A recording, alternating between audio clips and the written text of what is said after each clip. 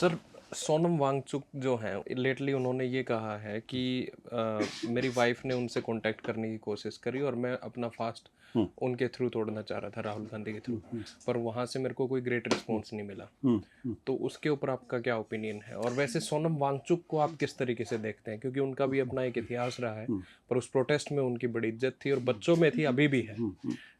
उनका आकलन कैसे करते हैं आप? देखिए, सोनम वांगचुक क्या है कि वो सिविल सोसाइटी के मेंबर हैं और वो एक साइंटिस्ट भी हैं और उनकी एक क्रेडिबिलिटी है। उन पर तो एक फिल्म बन चुकी है, हालांकि आमिर खान ने कहा कि तो उनके ऊपर बेस नहीं, तो ये आमिर खान की अपनी पॉलिटिक्स है, मुझे नहीं मालूम क्यों ऐसा कह रहे हैं। वो हनीमून पे होगा तो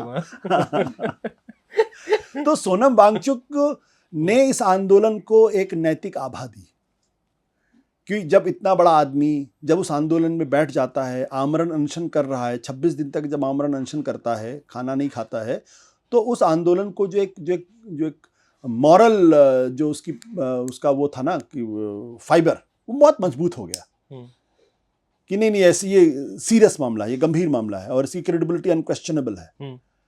तो वो सोनम वांगचुक ने इस आंदोलन को एक नैतिक आभा दी, इसमें कोई दो राय नहीं है। जब उनको उठाया गया तो लोगों में रिएक्शन हुआ और काफी रिएक्शन हुआ, जबरदस्त तरीके से रिएक्शन हुआ।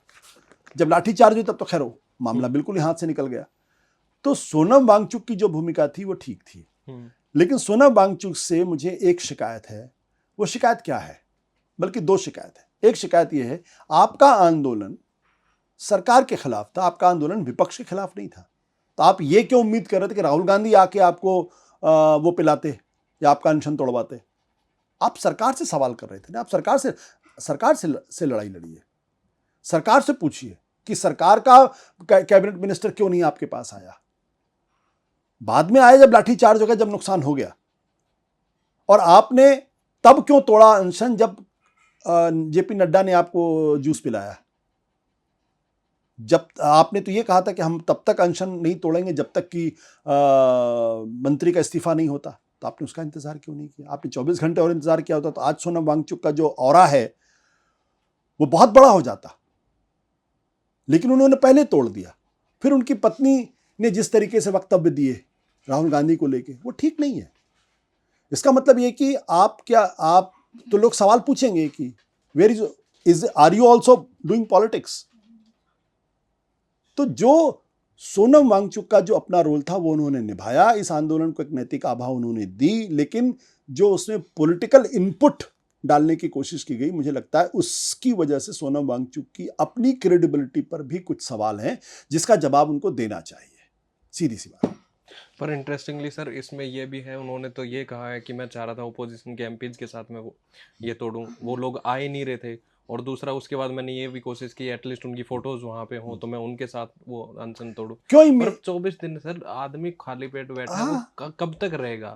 और नैतिक आभा आप कह रहे हैं, उस पूरे प्रोटेस्ट को जीवित जिसने किया, उसमें जान डाली, नैतिक आभा से ज्यादा उन्होंने काम किया है। बिल्कुल, मैं आपकी बात से बच्चे वहां पे आए, उन्होंने कहा है ये मेरे सामने कि हम सोनम सर के लिए आए हैं यहाँ पे। तो हालांकि हो सकता है वो उनके पॉलिटिकल जो भी ओपिनियंस हैं, पर जब ओपोजिशन जा ही नहीं रहा, और ओपोजिशन का क्यों नहीं साथ मांगे जब वो देखिए, लड़ सरकार के खिलाफ रहे हैं। आप जो लड़ाई लड़ते हैं ना, जब आपने अनशन शुरू किया था तब तो आपने इसलिए नहीं शुरू किया था विपक्ष आके हमारा अनशन तोड़वा देगा। जब आप आमरण अनशन करते हैं तो आपको नैतिक रूप से तैयार रहना चाहिए कि हो सकता है मेरी जान भी चली जाए, तभी तो आप कर रहे हैं ना आमरण अनशन, नहीं तो नहीं कर। भाई आदमी क्यों, सरकार क्यों आपके सामने झुकेगी? सरकार को अगर इस बात का डर नहीं होगा कि भूख हड़ताल की वजह से इस शख्स की जान भी जा सकती है, तब तो सरकार नहीं झुकेगी आपके सामने। बोले 20 दिन का 25 दिन बैठे रहेंगे, क्या फर्क पड़ता, अंत में तो तोड़ ही देंगे अपना अनशन। तो आमरण अनशन की जो सबसे बड़ी ताकत होती है वो ये होती है कि ये आदमी अपनी मांगों को मनवाए बिना हिलेगा नहीं, अपना अनशन नहीं तोड़ेगा। जब ये डर सरकार के अंदर होता है तभी सरकार आपसे बातचीत करती, तभी आपसे सुनने को तैयार होती। तो इनका जो सवाल था कि आप विपक्ष की तरफ क्यों घुमा रहे थे, आपको दबाव उधर डालना चाहिए था, आपको सरकार से सवाल पूछना चाहिए था, आप विपक्ष से सवाल पूछे। तो करे, उन्होंने पूछे सरकार से तो सवाल, वो तो पूरा अनशन ही सरकार। हाँ, तो फिर ये बात क्यों हो रही थी कि राहुल गांधी आके हमको तोड़वा देते? ये तोड़वा दे, मुझे आपत्ति तोड़वाने पे है। भाई मैंने अन्ना के आंदोलन को भी कवर किया, और अन्ना के आंदोलन में सरकार क्यों हिली इसलिए हिली क्योंकि उनको लग गया कि ये 80 साल के बुजुर्ग हैं या 70 साल के बुजुर्ग हैं, अगर इन्होंने इसी तरीके से अनशन करते रहे तो हो सकता है कल इनकी जान को खतरा पैदा हो जाए। तब मनमोहन सिंह सरकार हिली और इसीलिए लोग सड़कों पर उतरे कि यार एक आदमी हमारी वजह से अपनी जान देने के लिए तैयार है और हम अपने घर में कैसे बैठ के खाना खा सकते हैं। तो जो आमरण अनशन का जो मूल मंत्र है वो यही है कि आपने जब ये कहा है कि मैं तब तक नहीं उठूंगा जब तक कि मेरी मांगे नहीं मानी जाएंगी, तो आपका विपक्ष से सवाल करना बेकार है। तो उसका मतलब लोग अगर ये कहें कि भाई आप तो सिर्फ पब्लिक की वाहवाही लूटने के लिए आप धरने पर बैठे हुए थे, आपकी तो मंशा सरकार से वो मंगाने की नहीं थी, इसका ये मतलब नहीं कि मैं सोनम वांगचुक का सम्मान नहीं कर। मेरा मानना है कि Sonam Wangchuk as a social activist is a great activist, but as a political figure he has undermined himself. He is undermined himself. और उनको पॉलिटिक्स ने एक तरीके से उनको या तो गुमराह किया या वो जिस तरीके से काम करना चाहिए उस तरीके से काम नहीं कर पाए वो।